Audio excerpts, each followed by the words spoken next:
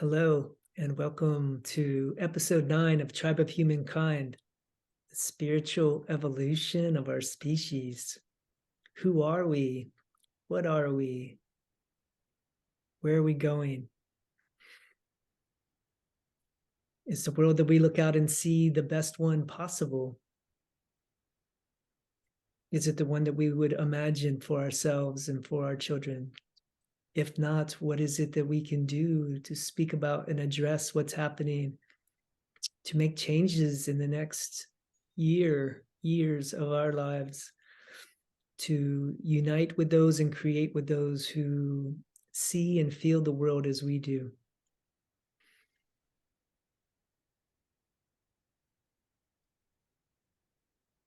Welcome, everyone. Welcome, especially Lex and Mono. Thank you for being here, both you guys, for showing up and for having the desire to participate in this conversation.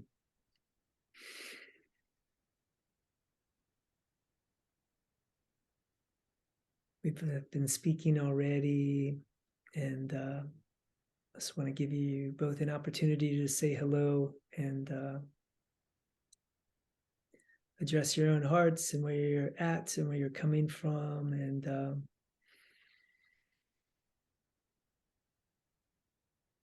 And yeah, I'll just go ahead and throw out there the topic that we've already spoken about a bit, and that's present on this day, this May 6th, 2023. In England today, there's the coronation of Charles III. And at this day and age, we're putting crowns on a man's head whose family owns a lot of property, a lot of earth that they claim to be their own, and collect money from a big public. And there's still a story of families and control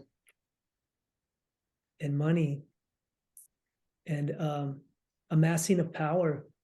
And I would say that when we look out and see our world, the state of the world, that those who are amassing power and money and wealth hold a greater degree of responsibility for what we see happening on the planet.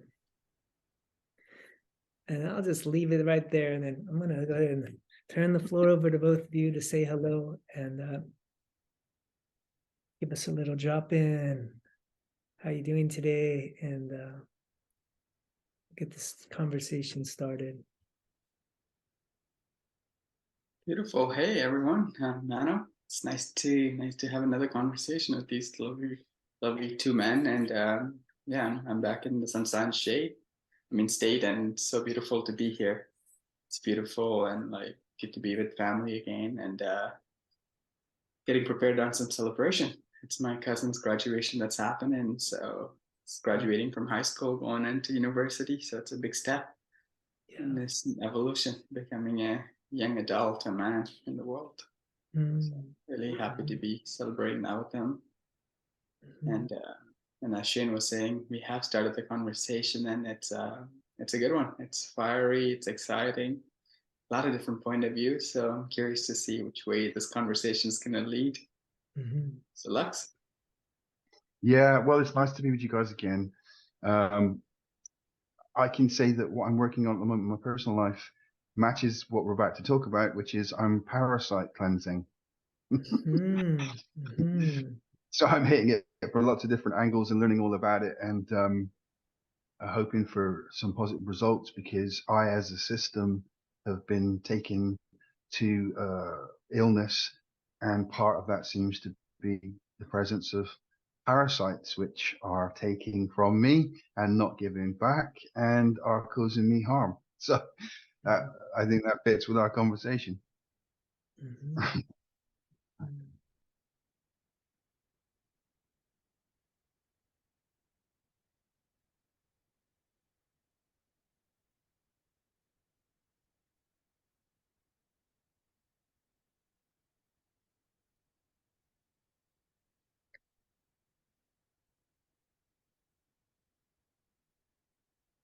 Taking a minute to ground in a little bit of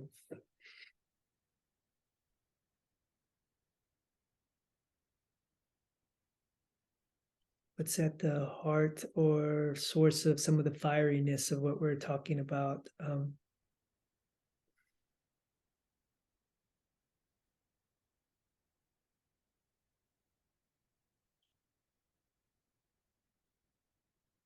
The subject seems to be a bit around innocence and the protection of innocence, the violation of innocence, and how we all have our own innocence in our ability to see things that are uncomfortable or heartbreaking or disturbing to look at, and the timing and the rate for our own spiritual growth when we're able to let scales fall off our eyes and be able to see the world we live in a new light or a new way.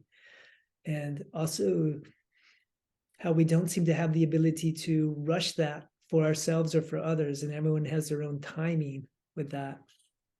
And both wanting to have a respect for everyone's timing and also feeling a sense of urgency to gather like-minded people to get into places of action around what can be done and what can begin to happen in the way of maybe creating more stronger communication across the planet with those who see the same thing and are becoming aware of the same things and are wanting to start to create from that place of sovereignty and higher consciousness, and not take the status quo that the world hands you and just think like, oh, this must be as good as it can get.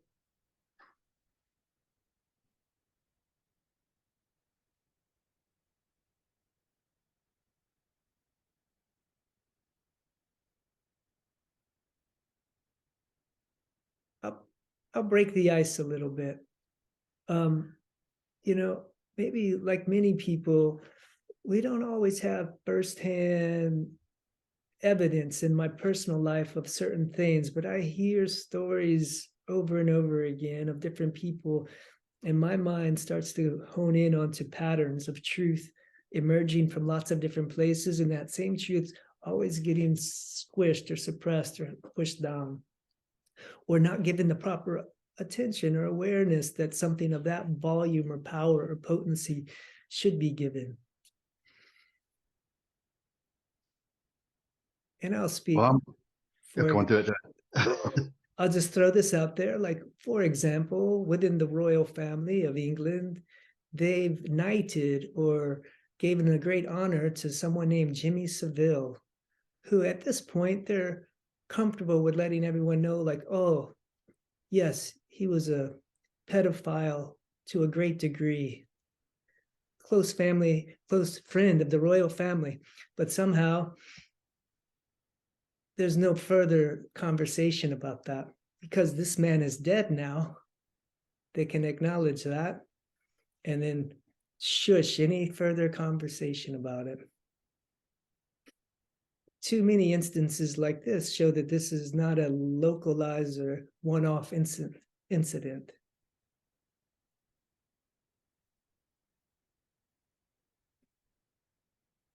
So then, amongst many other reasons, it begins to question who and why certain families are in positions of such power across our planet, and why this same problem of pedophilia and child trafficking seems to always go to that above the heads of the governments and the elites and the out of touch world across our planet, and why no one can ever seem to speak openly about it or address it.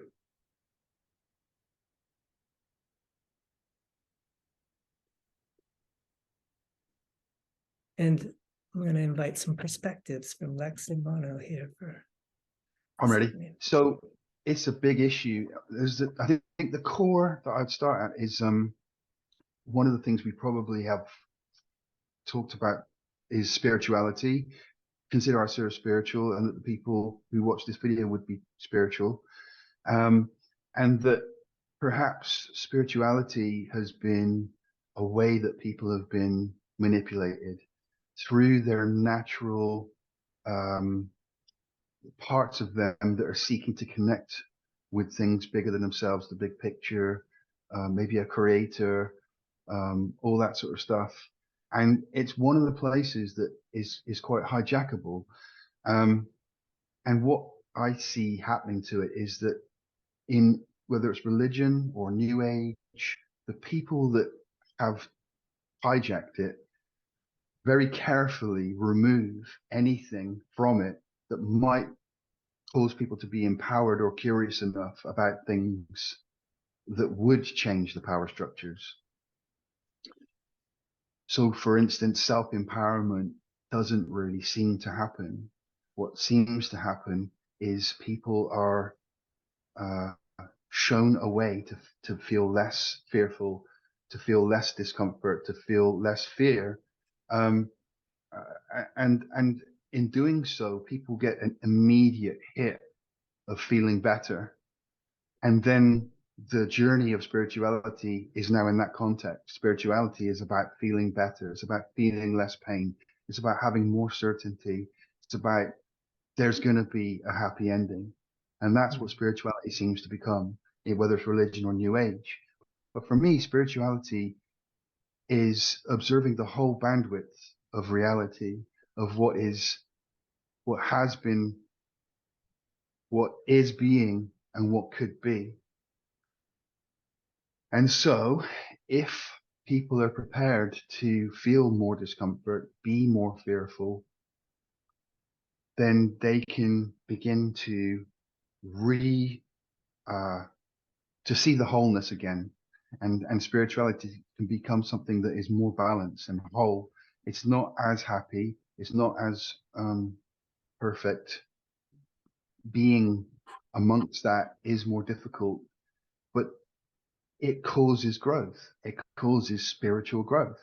It causes the seeker to see more, and for that seeing to be what builds the seeker, because it's not just about seeking. At some point, it's about what you become. And so if you exclude what you see, you exclude what you become. So for me, a massive part of spiritual conversation is to, can we have some kind of balanced version where what can we handle? How much of the bad stuff can we see right now? Can we build up our tolerance over time? Can we eventually see all of it without it breaking us? Is the good part of us, the methods of seeing beautiful things in reality and appreciating little moments and connecting with people, can we develop that more in order to strengthen ourselves with the other aspect and bear it as bigger, brighter, more beautiful, powerful things? Beautiful, Lex. Mana, would you like to Yeah, I think weigh it in? is important. Yeah, what Lex was saying, just having that balance, in spirituality, learning to see ourselves and learning to see the full spectrum of it.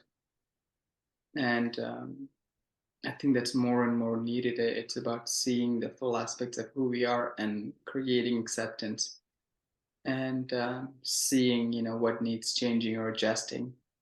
But it's also a fine line. The way I see it is that's also a fine line. It's shifting and changing ourselves constantly, because after a while it becomes that question of who are we? Like, I think it's one of the questions Shane asked right off the bat in the introduction of this video. Who are we then? And I think in that state, it really have to make sure, for myself, for my past experience, I need to make sure I'm in the safe space to be able to let go aspects of myself, just so that I can cultivate more, I guess, beauty and love in my life. Otherwise, it is easy to fall prey to the darkness, because there's all this emptiness there, just sitting there, So I think it is important, the things that I do allow myself or into my psyche. Yeah, those are just a little bit of the perspective that I have present. But I also want to, just, I guess, put it out there that maybe some of the topic we might be exploring, and may be hard for some people. So some sort of an advice to anyone, if it feels like, too intense or too much, just, feel into yourself, see what feels true for you. And if you need to take a pause or to come back to this video, please feel free to do so, because our intention is not to, hurt you or to give you information that you're not quite ready to listen, but respect where your soul is at in this process. With that being said, shall we do a deeper dive into what we've been talking about? Yeah, thank you for that explicit content warning. For all, we've kind of cracked the subject open, but we want to address that as well, like how, maybe that's the split that you've referenced before, Lex, of like sometimes you see maybe in a new age spirituality where the love and light is all that wants to be focused on. But if you want to manifest that beauty, how important is it to have that based in a accurate reality? Would either of you like to comment on that? Yeah, I mean, for me, I think it's important to understand like where we're coming from, where we're going, in a sense that, okay, these are all the shit, like humanity has gone through. These are all the shit that we don't necessarily talk about. I think getting that right off the bat is like a very good and very clear, um, just so that our minds don't go wandering. But then again, I have another perspective on that same thing. By teaching this to, just say, kids or like a young adults, in a way, are we also planting that idea in their head, or is it already pre-existing? Because the way I see it is that, like, when a baby is born, it's brand new, it doesn't know anything, it's just like it's like a clean slate, so to speak. And everything that child or the innocent being come into contact with, that's an imprint that it gets, it gets coded with the condition that it's given. So maybe there's a certain age that one must wait before sharing that kind of information with the children, or with the young adult. um, but I also question, yes, I do want them to be aware of it, tell them that, hey, this is not the way to be. By sharing that, it can also intrigue that curiosity in them. Hey, what might that, that would feel like? So I'm kind of, tiptoeing with that right now. Haven't quite made up my mind on it, because I think every person is different, so everyone would have a different perspective on this. So I want to hear what Lex has to say about it and see how that'll evolve within me. Sure. So I agree. I think that generationally, people have been influenced and affected by darkness, by evil. Literally, I'm going to use the word evil, and that it has overtaken our society to the point where our parents were already under the thumb on so many levels, psychologically, spiritually, emotionally, not just enslaved by living difficult lives and having to do hard work, but actually sort of resigned to misery and suffering as a thing that just happens. And I think the religions, it's been going a long time. I mean, Buddhism, I think, is mistranslated. But where it stands at the moment, most people would say, oh, suffering, life is suffering. That would be what a lot of people would use as the big sort of headline. And I think that is artificial. Life is not suffering. There's some suffering, but it's not like you wake up every morning to suffering and then just suffer and then you go to sleep. It's like, that's not how it's supposed to be. It's not natural. So I think that it has happened because of, you can say, behaviors. I think it's more than that. But if we just stick with behaviors, you've got predatory behavior and parasitic behavior. And the predatory behavior and the parasitic behavior is coming from what we currently would probably most likely call narcissism and psychopathy.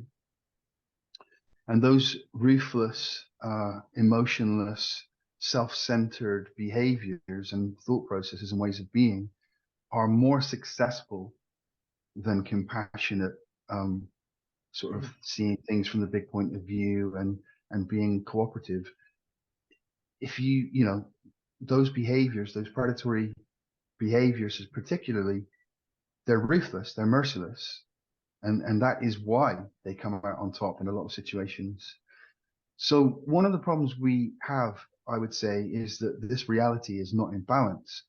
And so what most people talk about when they talk about balance is that we need less predatory behavior, we need less parasites. And when we reach a certain level of consciousness, that will resolve itself. I think there may be a balancing of spirituality which actually incorporates some of the things that predators do and some of the things that parasites do, but in a sort of a benevolent opposing version, which would be your sort of your warrior priest kind of analogy. So there is armor, there is war, but at least one of the forces, and not just physically, mentally, intellectually, on every level, speaking strong words softly takes courage, at the right times. And there's a price to pay, and people have been trying to pay it individually. We need a collective. We need a large group of people standing together. And I would want the spiritual community to start playing their role, taking their place, and paying their fucking dues. Yeah, I get the image of Durga. I don't know if either one of you are familiar with the goddess Durga. She's often portrayed in the image or like the statue of like a smile on her head, and she's running a sword like through a demon's neck, cutting off the head of a demon with like a benevolent smile on her face. And it's like she hasn't like lost herself in the vengeance, but she's mercifully putting that tortured consciousness out of his misery, and taking it out of play in the act. And so this concept is not entirely new in religions, spiritual traditions of humans. Here we have this understanding that there is forces or entities that get out of hand in their predatorial nature, and that there is a need for, yeah, like you said, Lex, like taking on that warrior nature and trying to find out how to be empowered in the warrior nature without going into the darkness of that which you're trying to remove. I'll just throw that image into the mix there. And Mano, can you clarify, like, in protecting innocence, I would say, even, I'm also speaking to adults and their own level of like readiness or awareness to hear information or to proceed. But we definitely want to protect the innocence of children as well. And I think that comes at allowing children to explore at their own speed and not introducing the concepts before they're ready is an aspect of protection of innocence. And I would say that this conversation is kind of centered around how that's out of balance on our planet. And we want to try to bring the adult conversation into play so that the adults don't keep checking out and avoiding a conversation that needs to happen, so that we can be protecting the innocence of children. It's not a conversation that I'm intending to like speak to children. It's it's out of the protection of children and innocence in general of all hearts and souls, that in order to protect our own innocence as adults, we sometimes have to address the trespasses of that innocence. And if it's being trespassed and violated, then it's up to us to call it out and speak it out and rectify it with our voices, with our awareness, with our sovereignty, with our collective sovereignty. Definitely. And that's what I mean by just like sharing this information when the time is right. And the other piece, that I was thinking about, which I didn't get a chance to address, it's similar to something we were talking about earlier.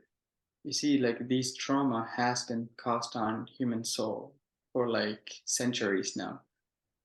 Whether that, like where the English came to like India and Sri Lanka, took over, but before the English came, There was the Portuguese. Before the Portuguese, there was the Dutch. So all these people have caused harm on, like, just say indigenous culture. Not to say that they weren't fighting among themselves before that, but that was like the massive takeover.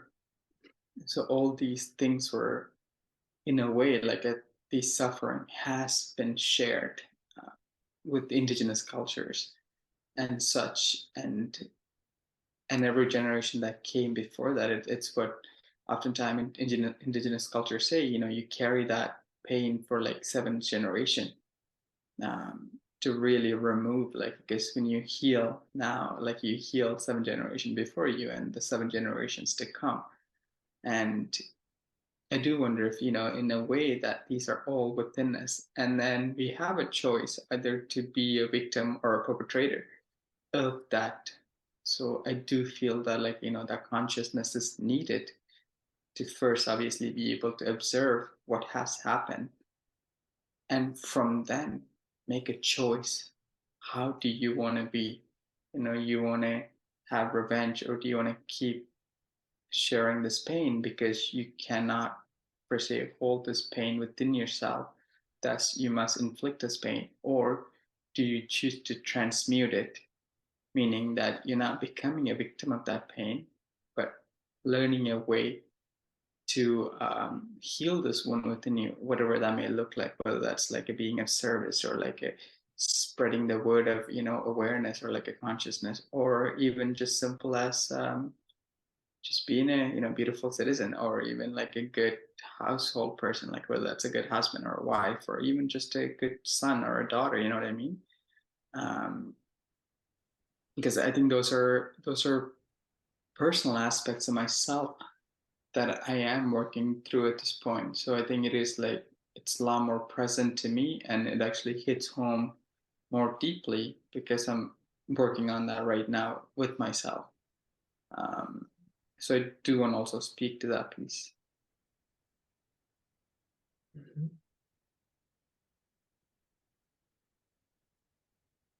But on that note, I also want to take it back one step further, um, which is that until we transmute the pain, there's going to be pain that's going to be constantly be, like being passed on. For example, like before the English came to, or the Britons came to India and Sri Lanka, took over that whole thing, the Vikings did the same thing to the England. So they've experienced pain and suffering themselves. So we're talking about like hundreds of years of transmuting pain and suffering. Well, it's all of us, isn't it? It's our species. So this is the thing: is it gets to the point where there's a mixture of things, and it is difficult to separate them. Now, most people would say that it's just human nature; it's in the human, and that's why it's so prevalent. There is another version, which is that there's some present in some humans, but there's also a persistent, pervasive presence of something extra, something not even human, that can present in different ways. Sometimes it can be sort of like almost a kind of like a possession, almost like something enters into the human, and just drives it around like it's a machine. And so I think for me, part of our culture spiritually moving forward, the new earth, would be that people are susceptible to being hijacked. People can be, just like in the Matrix with the Agent Smith analogy. I've seen it. I know it's real. People can temporarily or permanently be inhabited by something that it's in a human. So you just say, well, that's a human doing human things. But what if it isn't? You know? So being able to recognize, so first of all, is it a thing? I think it is. So conversations would have to be had. And at some point, our awareness, for me, would have to get to the point where we know that this is a part of our reality, that invisible entities can hijack humans, and they can look and sound human, and they can, from that human body, interact with other humans, create systems and groups, and you know, cause serious problems. And so knowing that that's possible and recognizing it and dealing with it should be right up front and center of any spiritual awareness. Mhm. Mhm. I agree. I agree. And I think we could simple it down to even like the first question, what are we? Who are we? You know, as maybe in a simple form as consciousness, a human body inhabited by consciousness that we are until that human body dies and we don't know where that consciousness came from or where it goes. Maybe we can break it down really simple without having to go into everyone's beliefs. Consciousness being that invisible thing seems to be able to be influenced by other aspects of consciousness. Could be dark, could be predatorial, could be many things, could be power hungry, could be lots of things. And so, and if that consciousness is influenced that by that and takes on that and does that while they're working with their human vehicle, then it comes through the human form, is embodied in the human form as well. And I agree that being able to see that, call that out and speak to it is front and center of spiritual growth, of to be able to say, hey, this is a danger of a warping of the consciousness into a predatorial nature, a power hungry predatorial nature. And without having to judge it any which way, we can see when it is turning upon itself, human turning upon human, and in a self-destructive state, where consciousness preying upon other consciousness, creating devastation of human life, of plant and animal life, of ecosystems, of extinction of other species, of wrecking a planet sphere's vitality.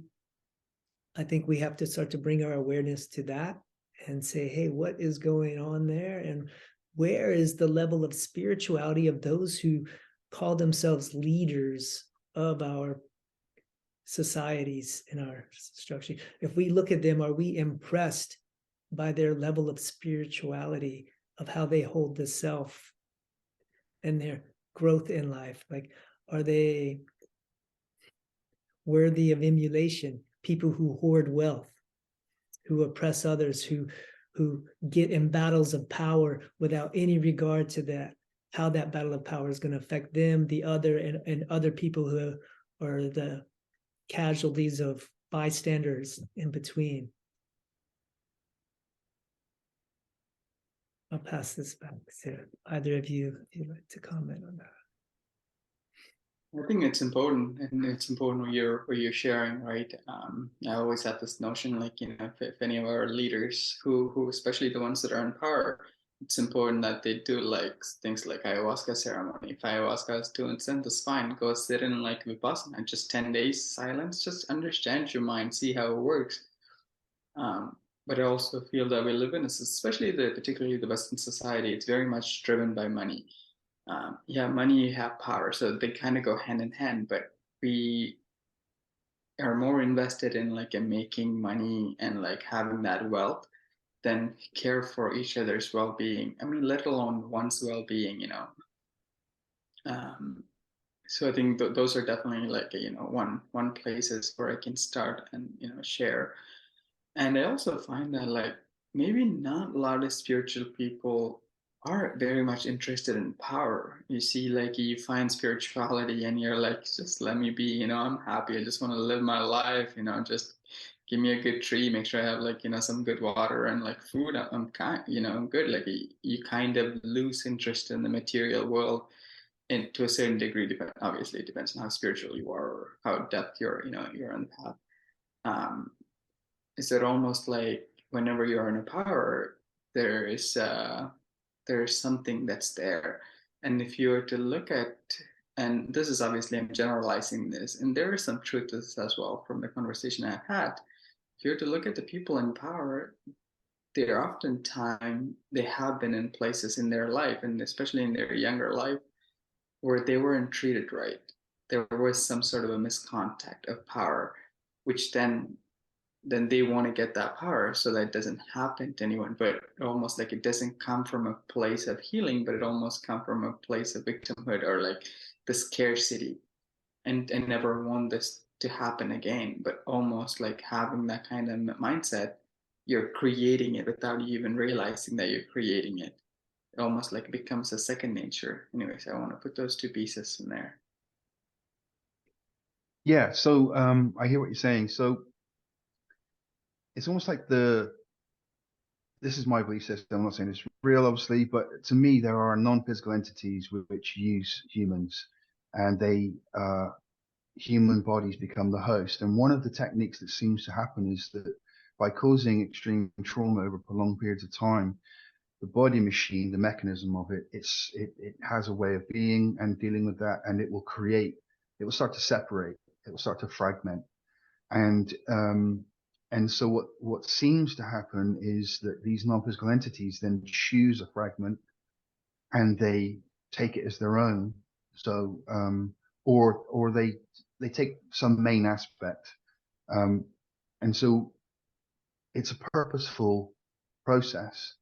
These people have to be broken. They have to create an atmosphere that is sort of like that matches what's about to arrive into it. It has to be pretty dark, you know? And so then this dark presence inhabits these people. There's a certain amount of them which is a really good match, and is a good environment for that. And then somewhere perhaps there is the original soul, lost and trapped in a fragmented, terrifying, horrible place, sometimes doing terrible things and sometimes coming back to being some sort of divine thing. So there's this weird, difficult process of what do you do about that? But I think the first thing that surprises me about people that say that they can channel and the higher self or God or source or any of that stuff is they have absolutely no awareness of this whatsoever. And it's pretty much self-evident. You know, technologically, conspiracy theory wise, you can look at the people that literally do this for real on purpose, write down what works and what doesn't work. And it started during the Second World War, apparently. They tested people, and that moved forward into America with their covert operations, and they perfected the process of breaking people. So it definitely happens for real, right? And that's without getting into the sort of Gnostic texts or anything like that. So it seems obvious to me that the people in running the world are a mixture of things, but mostly what they are is extreme, traumatic, fragmented soul inhabited by evil. Mm-hmm. Yeah, I like that image of it's a divide and conquer strategy. Yeah, like to fragment the psyche, and then it's easier to maybe take over one aspect of a fragmented psyche than it is the entire psyche altogether. And I think we could see that within individuals, maybe that we've all encountered, and then we can also witness that on this global society, how we're divided and conquered constantly by our own governments, pitted against each other for race, for religion, for class, for however that is, upper class, lower class, how, this political party, that political party. And by doing that, then we're much more easy to be possessed or taken over by an ideology, by identity. And that identity can start to govern the movement of energies.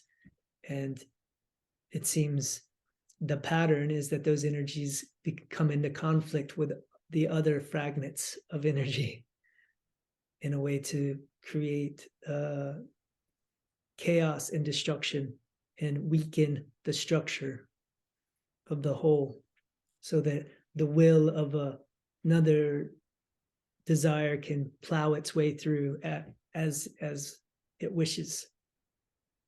100%. And so one of the things I've learned, that I would say as a spiritual absolute, is that you see sort of a resonance of something that happens in different scales. Mhm. And so we could say this individual psyche, and obviously what you've just said is a perfect setup for this, which is they do it in the world as well on that scale. And so that would be your, you know, the Black Lives Matter, they caused the trauma in the first place, Mhm. right? They traumatized the whole group of people for so long, in so many different ways. And then they swoop in as the controller of that trauma and Mhm. use it Mhm. against the traumatized people and everyone else. And so the same thing's happening now with transgender and all the different LGBTQ and all that sort of stuff.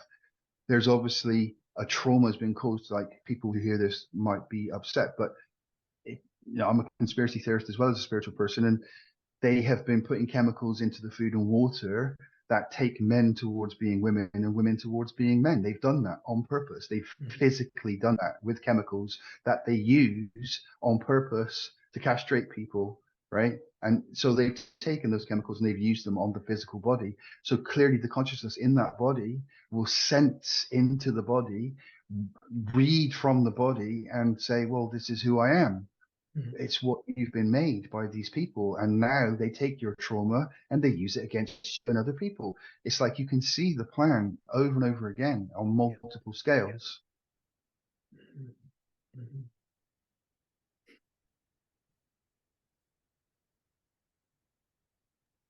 I also feel that I think as a spiritual person, or like, it's important to perhaps even hold spaces for individuals or people who are ready to take them beyond the space and time, beyond the gender identities, and beyond everything that we know who we are, like whether that's American or like Canadian or like, you know, you're like a British citizen, like it go beyond all of that and just to see and then the truth of who we are, and then come back and see what's there. And it is a very scary process. It's a very scary process to lose all your identity, but it's also a very liberating experience at the same time. Mhm. And there's nothing quite like it. And there can a lot of healing that can happen through that process. And I think in a way, I think like a lot of humans need that. Because think about it, like a baby is born, it doesn't even get to choose his name. It doesn't get to choose his race or his religion. Everything is kind of passed on to this kid. And for most of his life, that kid, which then, you know, turns into an adult, end up defending it. Is it fair for that kid? No. But again, this is how system is created. And earlier we were talking about who created the government. I mean, Shin was saying, you know, like, I didn't create it. My parents didn't create it. Their parents didn't create it. But then again, it's the loop that we have ourselves in. So until we begin to ask these questions, until we begin to break down those shackles that have been put on us, again, it is an illusion shackle, because you know you can tie this massive rope around an elephant and tie it to a little stick, and the elephant would stay and stand there. And that's what's happening to humans in so many ways. That analogy, it's a beautiful replication. So that's what I feel like as a spiritual people.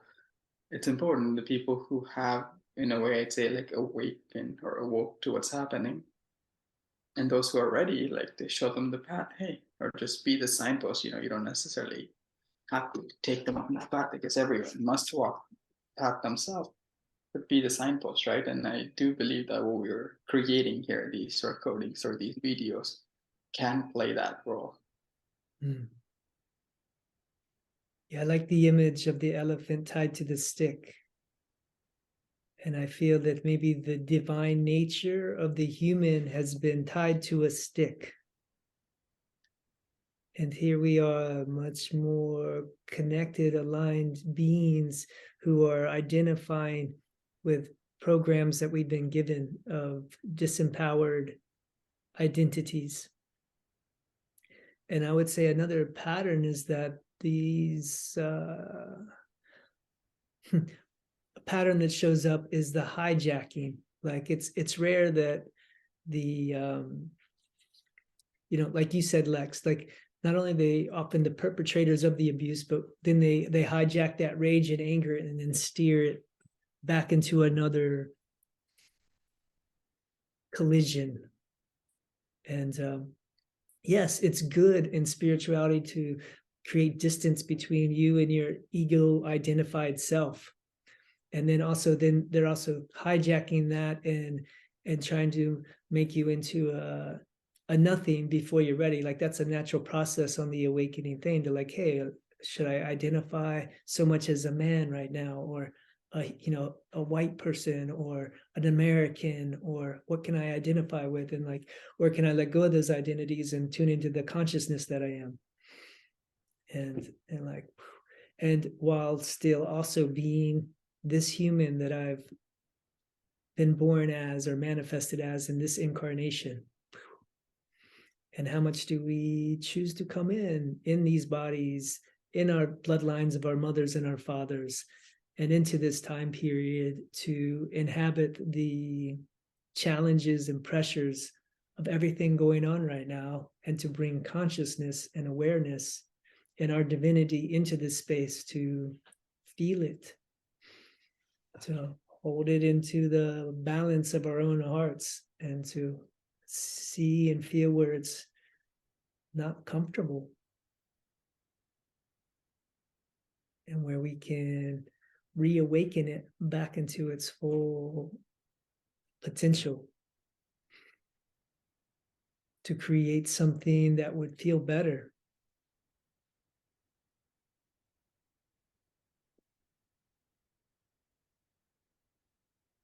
Yeah, I've got a quote. Let me just see if I can find it.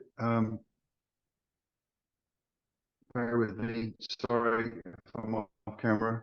I'm just checking my gallery. I'm sure I kept it.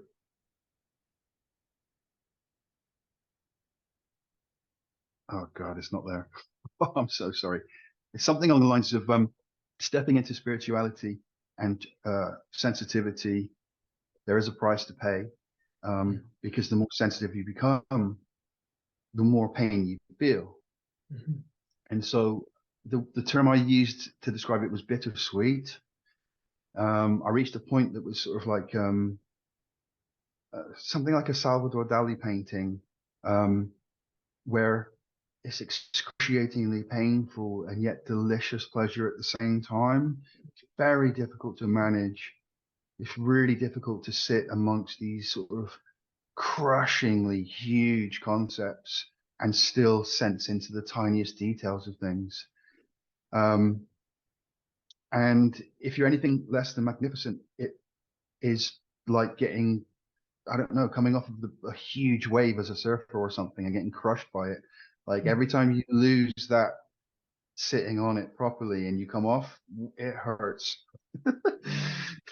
so so yeah, and what makes it so much more difficult is to do it in isolation, to do it as a group with some sort of safety mechanism and people who can come up and catch you when you fall because they aren't falling at that particular moment or something. I think that's what spiritual community really needs. They need to be hugely honest, hugely brave, and find each other and help each other because it's not easy to be the version that I think spirituality is supposed to be, if you don't have friends. Mm-hmm.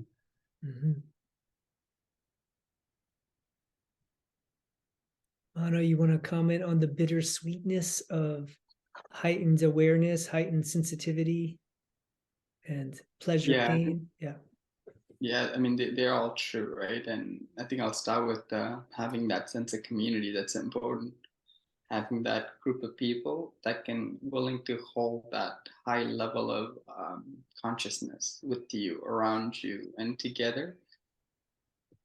I do feel that I'm never really alone, because I have the support of the whole spiritual world that's with me, and that's something oftentimes like I've reminded to me through other elders, native leaders that I've spent time with. But I do forget that sometimes in this material world because I feel like I am going up against things that I may not be as in tune with the spiritual world as I may be at some other time. When I'm faced with adversaries and like day-to-day practicalities. but it's important. I think becoming awake, it's becoming more sensitive, feeling more, and having that sense of community. It's particularly important in that time, because then even if you feel, hurt, sensitive, you feel pain, you can share that. And your pain, there's that saying, like whenever you share your pain, it gets cut in half. Just like whenever you share your happiness, it doubles in size. So you need people. I think that's part of the reason why we must come together, find the tribe, people who are awake, because there are a lot more souls that's yearning for this connection than we realize. And only when I do retreats and like conscious spaces that I get to come in contact with this, no matter where it is, as thick as, like big cities like Toronto to like all the way to Vancouver, even though I feel like Vancouver has more of the soul family there. But so is Toronto, just about putting that out there, right? And that's one of those things that I guess struggle with. It's putting myself out there, because there is that sense of fear that I need to overcome. So there's like a lot of self-growth that's there, but at the same time, it's very needed.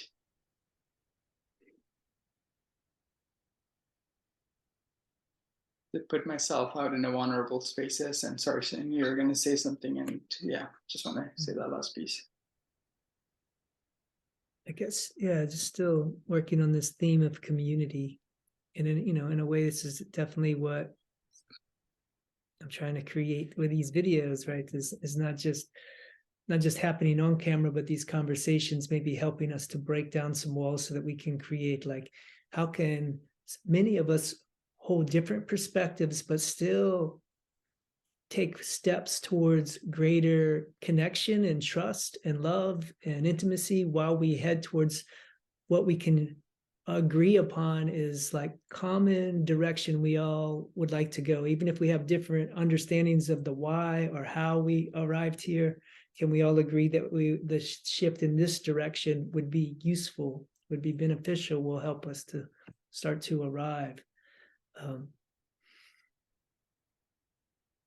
And I think it begins, with being able to, one, be truthful with ourselves, not keep secrets even from ourselves, to be honest with our words, be honest with each other, and then be able to hold space for each other's honesty, hold space for each other's truth, and hold space for people to speak about things that may be uncomfortable, but are they real? Are they true? Do they have a possibility of truth that could affect our reality and come in between us and achieving that which we are yearning so much to accomplish or see manifested in our lives? Yet there seems to be a lot of distance between humanity and these more beautiful concepts that they hold within their minds or their hearts. And can we start to speak out loud the obstacles between us and achieving that which we want to achieve?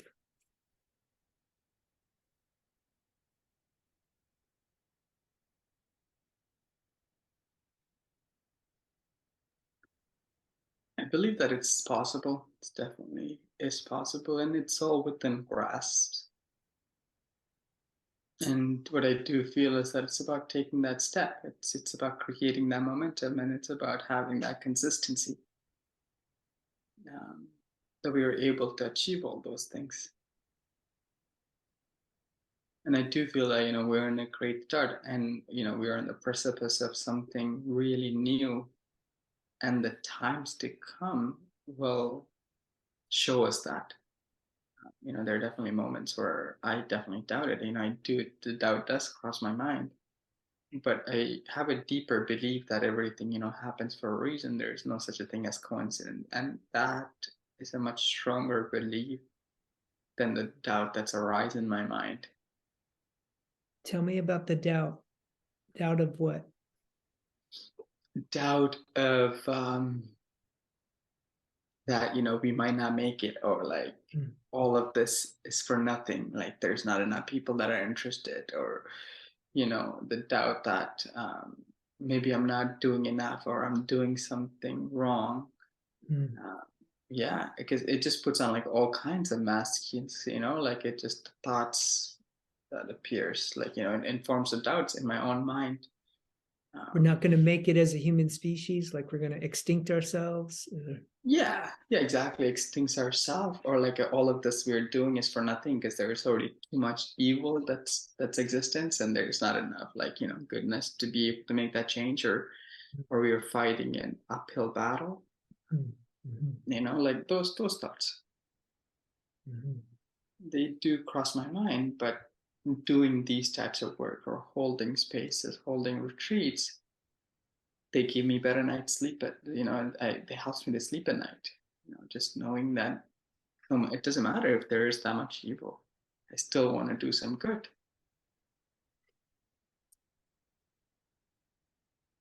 Lex, can you comment on doubt? So if we just strip it down to two outcomes, a successful one for good or a successful one for bad, I'm not really outcome based. What I am is I looked at all of, I felt everything since I was born, and I felt bad anyway. But knowing that, managing to clarify it in my mind took a long time. Like I just sensed, I looked at my family, I looked at my community, I looked at the world around me, and it's just off, like fully off. None of it makes any sense. It's clearly some sort of dark magic spell, illusion, distortions. It's just not right. None of it makes any sense. Not one aspect of it resonates with me. So initially you say, well, I must be the thing that's different. I must be the thing that's wrong. And then there's some sort of point where you match the world around you and it just feels off. It just feels wrong. And at some point I just went, you know what? Fuck it. Fuck it. I'll just be the different thing then. Fuck it. I'll be different from everything else. And as I managed to shed all of the extra baggage of being things I'm not, what it left me with was a very clear perspective. I saw things and it was horrific. I saw it as it, I believe, pretty clearly as it really is, and was quite proud of that. Was quite proud of having that clarity. And until I die, I will have that clarity. And so as far as I'm concerned, I've already done something amazing, regardless of the outcome. Powerful. I like it. Not to be outcome based, but to know that there's like the second you're a creator of your reality, you're already changing the story.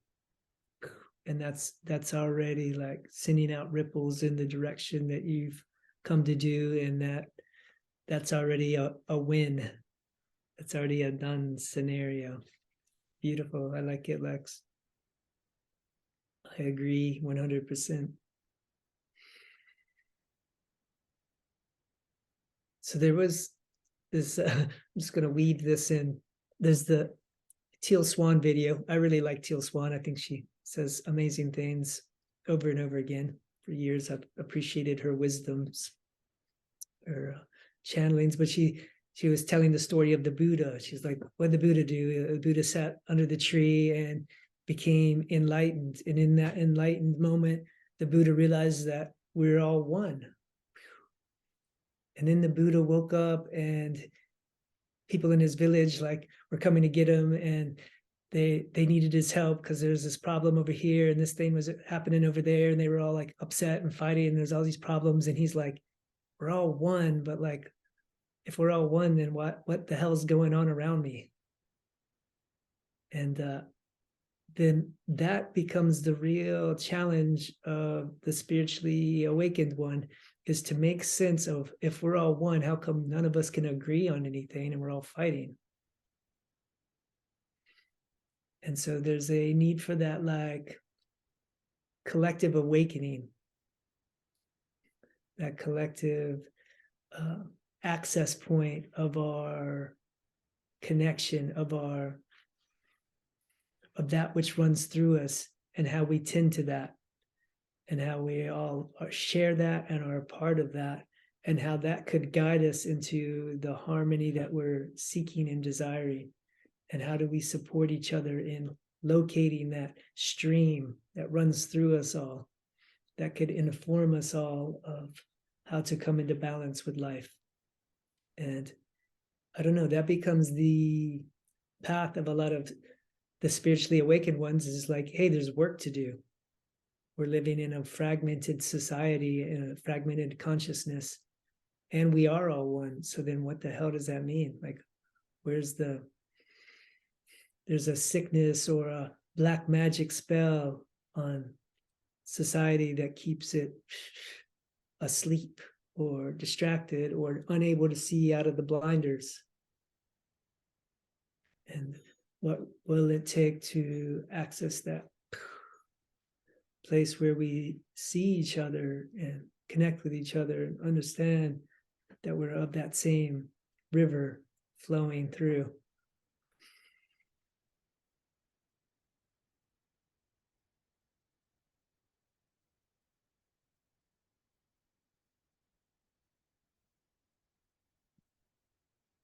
Well, that is a conundrum because it's something I'm literally experimenting in real life. I'm going out and I'm meeting people in different places and I'm trying to see if I can draw their consciousness out to play.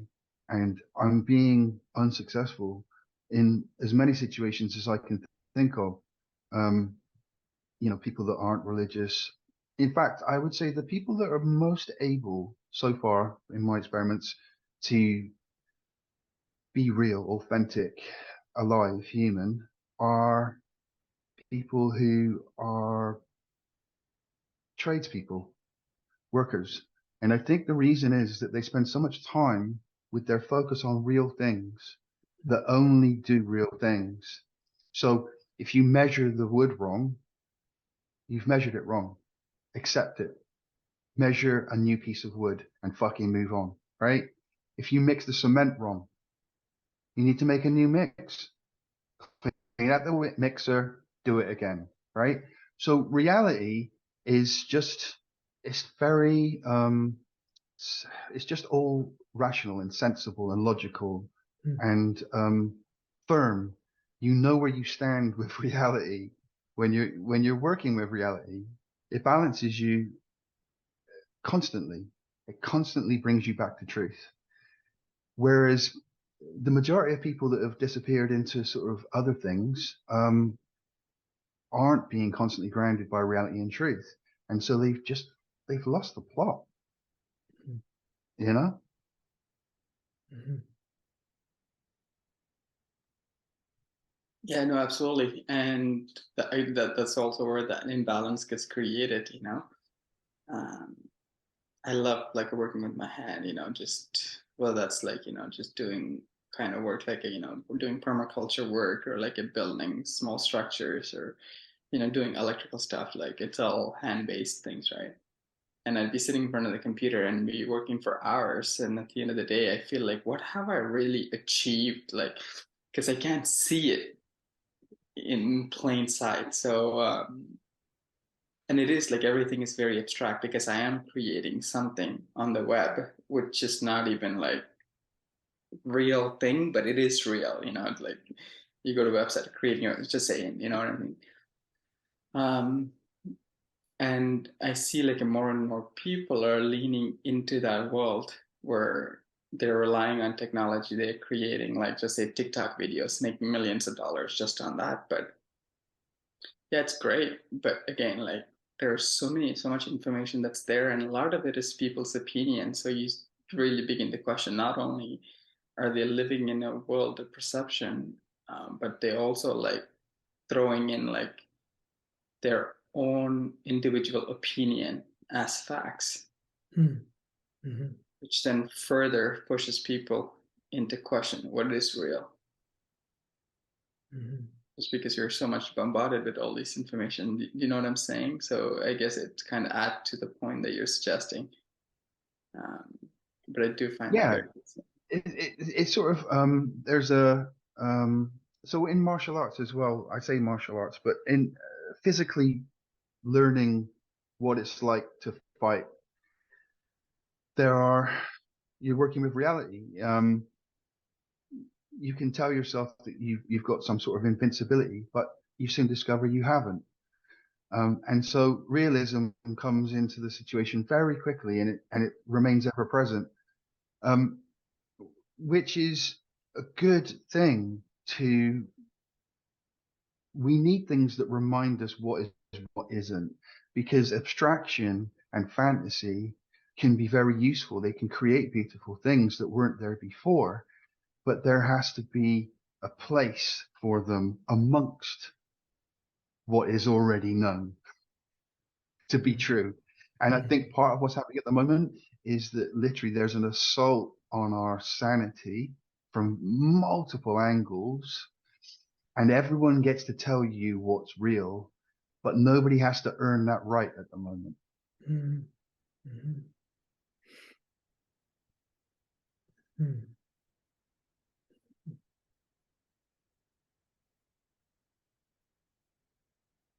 Microphone. Even the people I think we have the right, you know, like some of the scientists, for example, like how do I really believe what they're saying is right, you know? And we saw that the whole COVID thing. So the whole thing was a mess. So go on. This is one of the things I'm working on, is that two of the angles that they've got us from is science and religion. And so science is a real thing. It's pretty basic. You just look at stuff the same way as a tradesman looks at stuff. You measure it the same as a tradesman would. You put it in, right? You know, it's all science essentially is a real thing. Very simple. And we all do it. We're all, okay, we don't all do it. Anyone with common sense is science, right? Figuring stuff out, making things work. Anyone that's got common sense is a scientist, right? But what's been labeled as science at the moment isn't science at all. It's propaganda. It's literally propaganda. The idea that scientists aren't bought and paid for is ridiculous. They all need grants. They all need tenures. Their research has to be funded. Nobody researches stuff. That puts big companies out of business, right? So if you make pharmaceutical products that keep people alive but don't cure them, and it gives you money, and somebody wants the research grant to make something that will fix it once and for all for no money, right? No one's going to fund that. So all of the science that everyone has heard for the last 50 years, I'd say, isn't science. It gets labeled as science because the people doing it have run through this thing called scientific training, which is indoctrination. None of it's real. It's all bullshit. Amongst it, there are some people like us who find themselves surrounded by bullshitters, idiots as well, because most scientists have very low IQs at the moment. You have to be stupid, right? Otherwise, you'd work out that none of what you were saying was true. Okay? So they found the stupidest, most gullible people and people most desperate, and they've funded making them look good, and they've put them at the top, and they put them on TV, and they tell us things that aren't true and aren't scientific. And anyone that disagrees with them, i.e. is scientific and does speak truth, is ridiculed.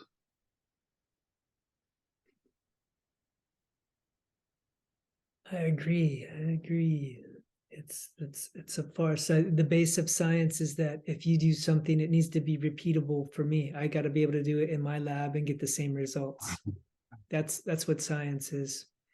And I would say that at the beginning of COVID, there was a global agreement that they already knew what it was and how to handle it. And I didn't see any proof that China made a claim and the US scientists got together to verify that claim, and that the Colombian scientists got together to test the Chinese and the American claim, and that the European scientists got together to test and verify the claim from the West, and that the Russian, there was none of that. There was an across the board overnight agreement on that. A, exist, and B, this is how we're going to handle it, and C, here's the rollout, and it's uniform across every country. And I was curious who had the email list that goes out to every country when you hit the send button.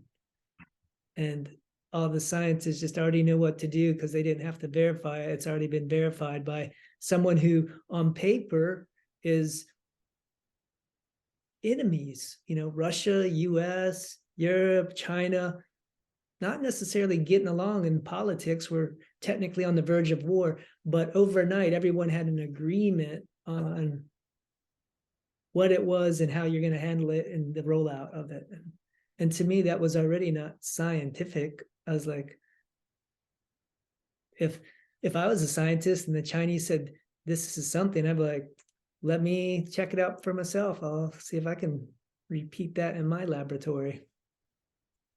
That's science, right? And then we'll put out our own report after we discover it. But there weren't individual reports from countries verifying anything ever, nor did anybody ask for it, nor did anybody provide it. And transparency is something I would like to maybe conclude our discussion with tonight, because we opened it on a very different topic.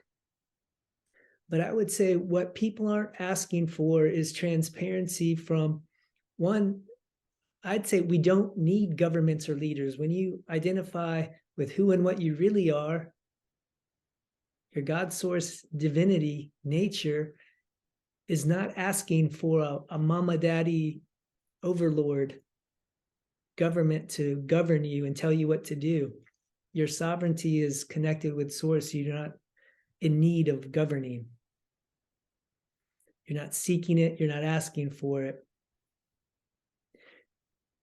So these self-appointed governors, dominators, controllers, hoarders of wealth have zero transparency. They're not held accountable for anything, and they're not being forthright with knowledge of what they know and see. And I would say they have a limited time to use their platforms in a way to speak some truth to the public. That they're withholding information, they're hiding information, they're being deceitful about the fact that they're pretending they don't have any information to share with you. When they do, that would affect your life and the lives of millions and billions greatly. They're not sharing what they know about corruption within their own families, within their governments, within people who pressure them and threaten their lives and their families. Lex. I think we've already covered, and we might be in agreement, that all governments, all people in power, anyone with influence, power, and status right now is part of a sort of an organization. Different levels maybe, but they're all a certain group. That is an issue, and every single one of them needs to go. But the structures themselves, I think, are relevant. And the reason being that one of the things we're doing now as a species is we're doing things which are much more organized and complex. So one of the benefits of working together cooperatively and mechanization is that we can do things more for less effort. So machinery can do some of the work, but we can mass produce things once we have a good design. So you need originally somebody who's going to design something, and that should be a team. And each one of them, they should work to get the best design. Once you have the best design, you have people that take over and, well, what machinery do we need? How do we make machines? So you have specialization and you have teams working together, and those teams somehow need to be organized. And things don't tend to be self-organizing in that way. There's usually some kind of central receiver that processes all the information and sees the big picture. So you have the constant two things in operation: the detailed specifics at the location, but some central processing big picture aspect. And I believe our consciousness is the same. So that's left brain and right brain, possibly, right? So we do need structures, I believe. We will always need structures, and structures are the best, possibly the only way for us to do things articulately at scale. The only problem is that the people doing them aren't smart, don't care and quite possibly murder and eat us in their spare time. That's changeable. We can keep the structures. Mano.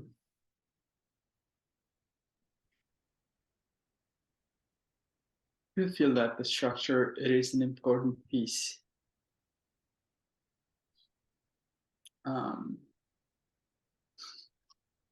But I also feel like having that sense of freedom is also just as important to express and to be.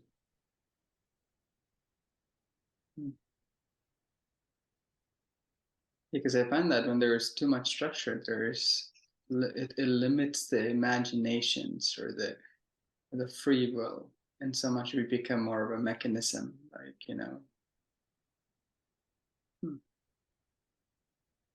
But currently, I do see that all the system that we have existing, it does work. You know, there's like a lot of structure, and that keeps human beings in a loop. Like, you know, they have to act in a certain manner, do certain things, and that's what moves the larger mechanisms at play. I guess my question is, like, what happens like when there's no structures and when not enough human beings are awake or able to govern themselves? What that then leads to anarchy or like a chaos. Clearly, yeah. This is one of the problems that, so we need a balance is the word that I use all the time. Equilibrium's better, but it's not, you said too much structure. So we could say that the best way would be not too much structure, which isn't no structure. You see, there's a version of everything which is a conciliatory mediant, right? It's the best of both. And I would definitely consider myself some kind of reincarnated Taoist. I'm not a Taoist, but every time I say something, I find it's already been said.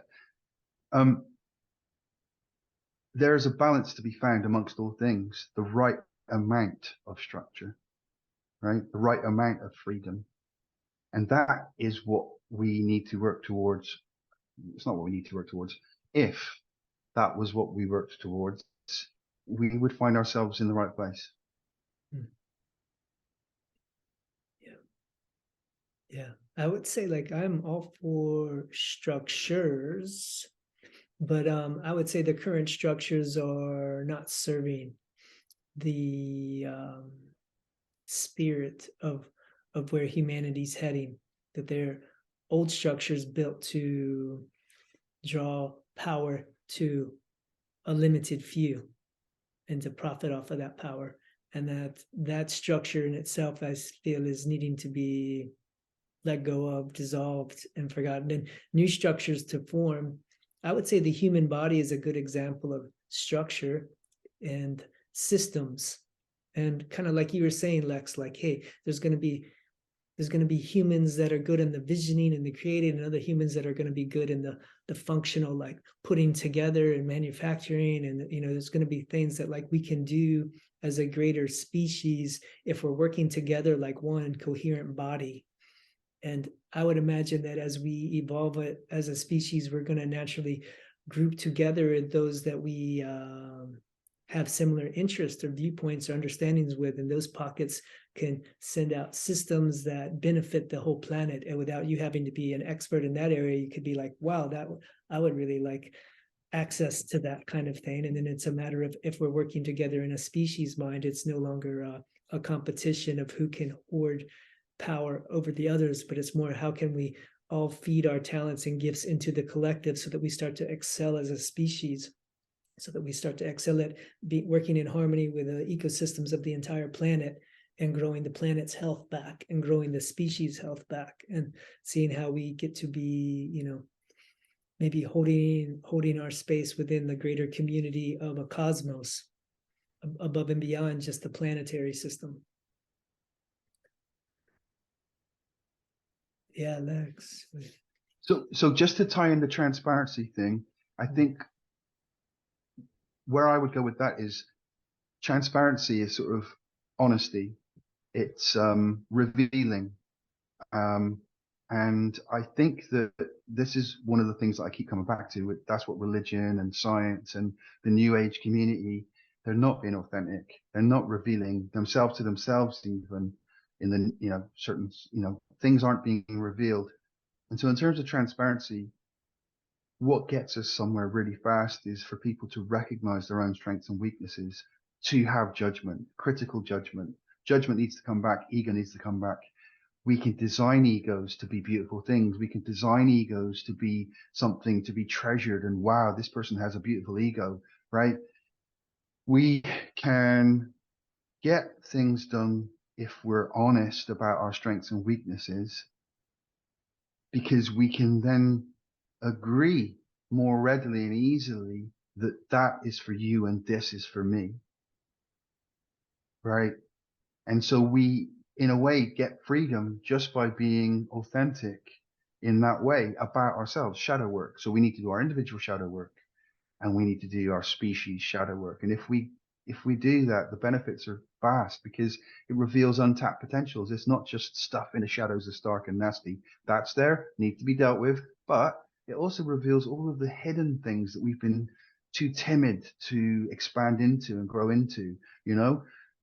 What if somebody turns out to be the best at something on the whole planet, and everyone's judgment allows everyone to articulate that to, you are the best person for this on the whole planet, and everyone agrees, because they're not lying to themselves and saying, well, I'm pretty good as well, right? They're going, no, I'm shit at that. You're amazing. In fact, you're the best one on the planet, and everyone agrees, right? And that person, that doesn't mean that person goes, oh, I can't accept that and believe that because that will be ego. It goes, wow, that's amazing. I happen to be, wow, this, or that person is the best one on the planet. Wow. Well, you get the job, right? Because you're literally the best one, right? And then the worst one applies for the job. You say, look, the thing is, Paul, you're actually the worst person at this on the entire planet. So we're not going to give you the job, right? But what we're going to do, we're going to support you and find the thing that you're best at. And that's what you can do. Yes. Love this vision. And that's what I believe in as well, that the planet is actually full of everyone having the perfect gift that the whole planet needs is inside of each and every human being. And every human being is the best one to deliver that to the rest of the planet. And we're not creating structures and societies that support the locating and the flowering of those gifts, and the nurturing of those and the supporting of those gifts to come out of the individual, so that the whole planet can be benefited from what that one human is here to gift to the entire species. And I'd say that could easily be the focus of our collective society, is something that would be seeking out and trying to draw out those gifts dormant within each human being, that's here to help us advance as an entire species, instead of them being like, oh, that, let's keep that hidden because we can use that to bomb that country over there and break them and bring them to their knees and gather all the resources so that we can be stronger in case another country wants to bomb us, and or however that goes. And I think it goes even beyond that. On some level, it's really, there's a domination control mechanism running planet wide right now that doesn't serve us on any level, and is coming from a very low state of consciousness. I love that you didn't say vibration. You're a top man. Did making progress.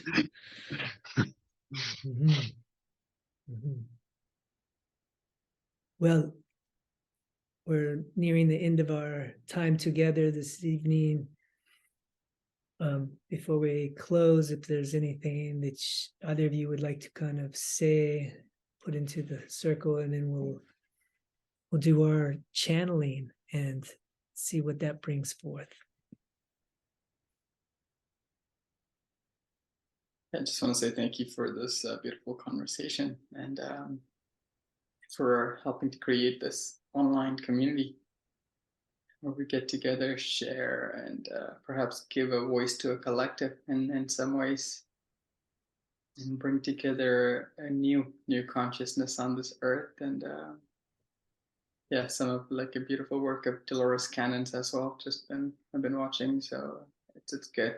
It's good. What we're doing is really good for the times to come. I believe these recordings will echo through many minds. Mm.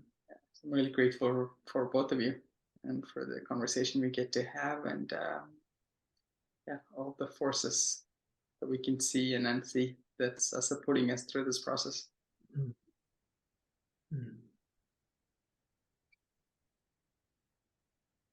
Yeah, I think I need to thank you, Mano, for balancing and reminding things like, you know, when you said careful to anyone listening to this that it might be difficult to hear, and don't worry if you can't handle it, and come back if you can, and you know, that kind of, that level of sort of I don't know, caring, decency, awareness. I'm a bit blunt, and so it's good that you bring that because it's needed. So yeah, just want to thank you for that, really.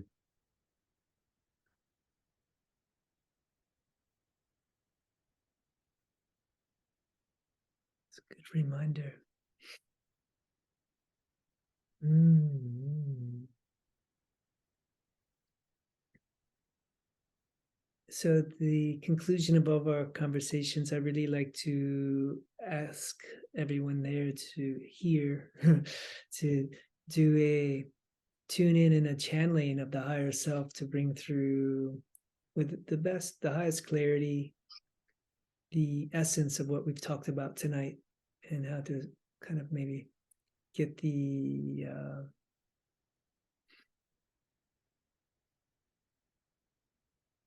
spirit of the conversation and put a couple of words to it, and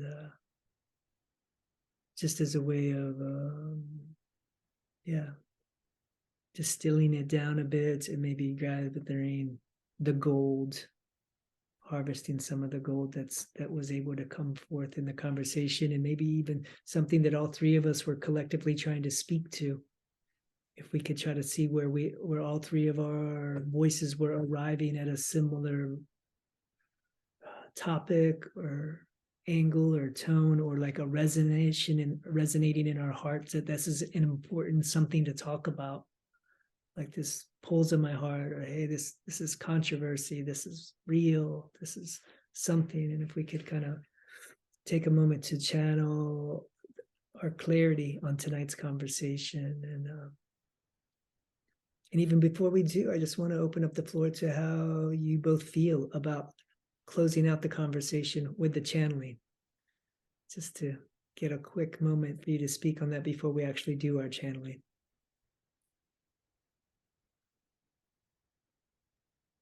Yeah, for me, it's a great way to close this circle through a beautiful channel. See what's what's arising just from the conversation we have been having. Yeah, look at it as a beautiful takeaway. A few words.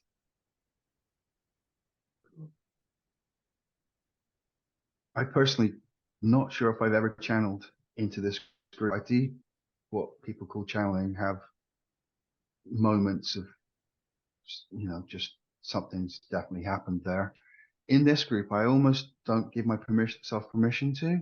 I can't explain why exactly. I feel like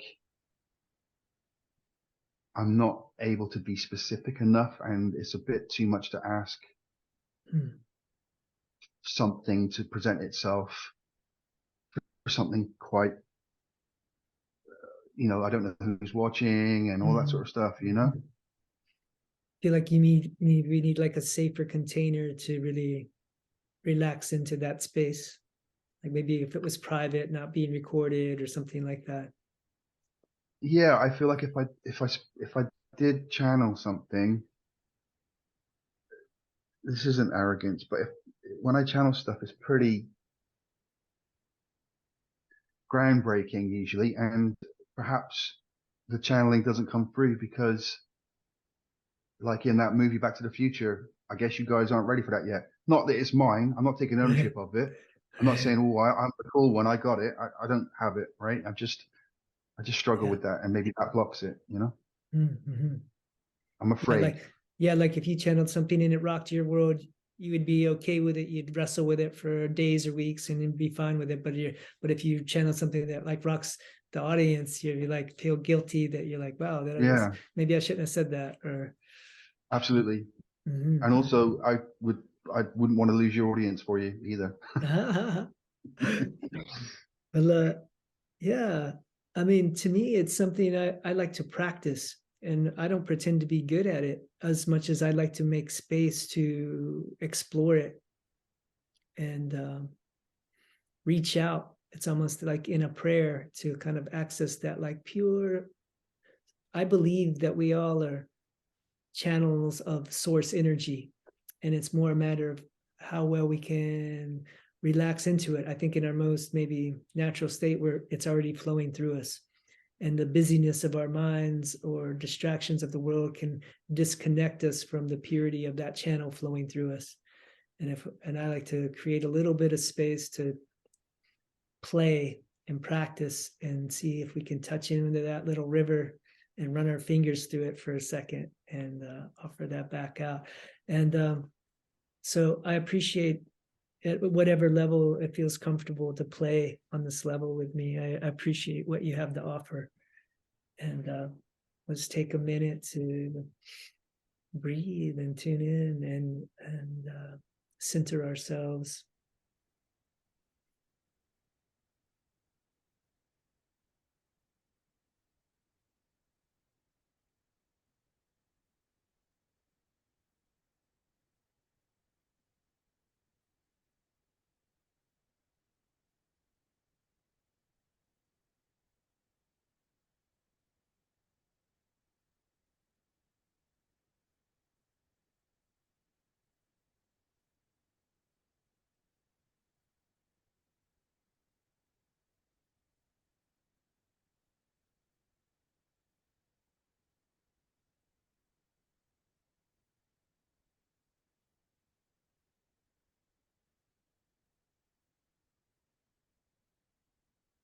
When either of you are ready, go ahead and speak whatever's most true on your heart.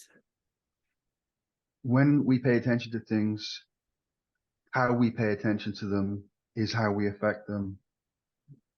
Don't refuse to look at bad things because you're afraid that you'll just make them more powerful.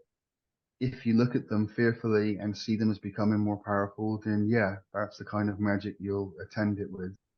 But if you see it neutrally, you'll add nothing to it whatsoever, and you'll understand the world more clearly. And if you have the energy and the courage, you may even manage to add your magic to it by seeing it full or lessen.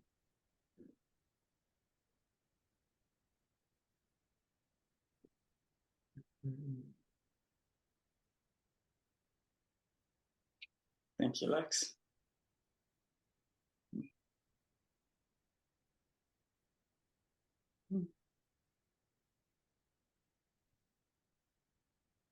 Yeah, like what's present for me is seeing the love, seeing the beauty, and creating more transparency within yourself. And choosing what you're wanting to share and what you're wanting to transmute or to keep it for yourself. Whatever reason that may be, learn to honor and trust the truth of your being. Allow yourself to play and be mindful of how you affect the world around you.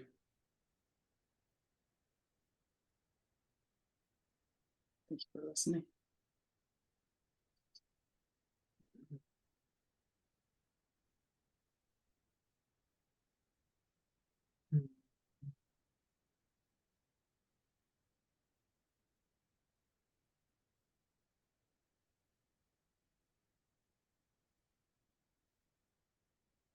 Message coming through for me is that we need each other to balance ourselves. That we temper each other and we add the missing ingredients when we include each other. And as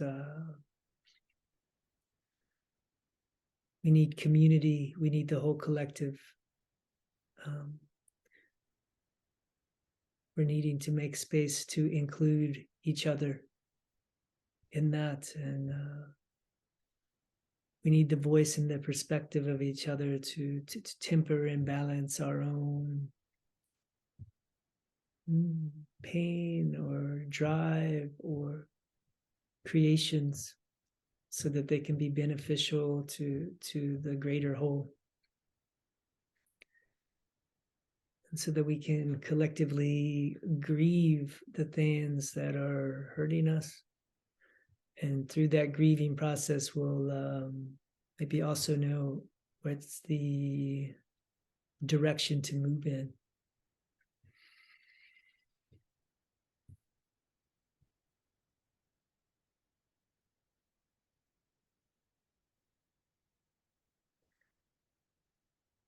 Thank you. Thank you both for showing up over and over and over again, and for bringing your hearts and your bravery to talk about and access what's most real, and to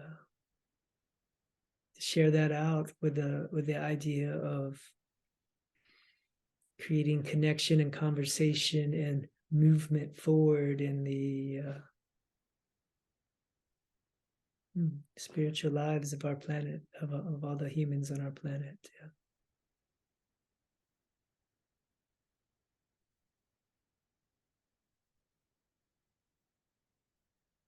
It's been a pleasure, gentlemen. Likewise, it's been really fun hanging out with you both. Yes, till next time. Yes. Yeah, it's been great. I loved it. Thank you. Till next time. Good night.